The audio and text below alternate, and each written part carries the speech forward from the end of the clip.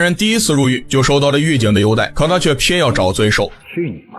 我看你们有什么本事，就直接对我来吧。看着被自己激怒的狱警，老刘心中瞬间大喜。为了确保对方能把自己往死里打，老刘特地嘱咐：“给我来点硬的，那我就让你尝尝冯彪的拳头。”此时心高气傲的冯彪根本想不到自己这一拳反而能让老刘活命，因为在老刘入狱之前吞下了一颗蜡丸，此时蜡丸正卡在食道中，一点点滑进胃里，只有胸口遭到重击，老刘提前设计好的机关才会触发，让蜡丸牢牢卡在食道中。而现在老刘只需闭上眼睛，承受下冯彪的拳头就能活命。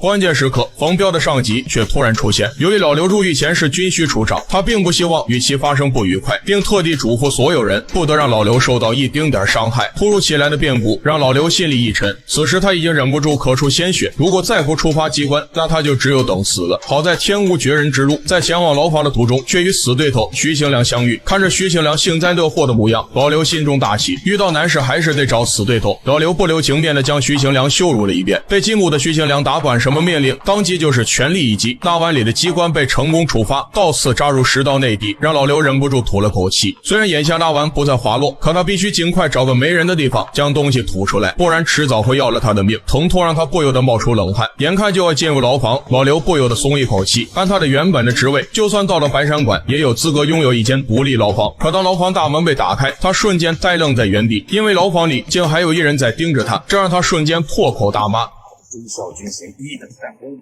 我有权要求独立牢。面对不能打的老刘，狱警没有其他办法，只能当作没听见，转身离开。而此时老刘的血条已经见底，于是他当即朝狱友拳打脚踢，直到狱警闻声赶到，他这才停手。不出意外，他被关进了禁闭室，而这是他最后的机会。狱警刚走不久，他立马倒立猛地捶打胸口，经过9981一锤，总算将蜡丸从食道中吐了出来。而蜡丸里藏着一把袖珍工具，这是他精心打造的越狱工具。好在有惊无险，否则别说营救被关押的化学专家，他自己就得先一步去见阎王。他将工具藏进裤腰带，接下来便是想办法与化学专家联系上。可他不知道的是，他入狱后的一切举动早就被监狱高层怀疑，加上他离奇的入狱原因，眼下已经有无数双眼睛注视着他。而更要命的是，在他离开禁闭室后，典狱长就来到了禁闭室查探，而老刘刚刚吐出的鲜血立马便引起了他的注意。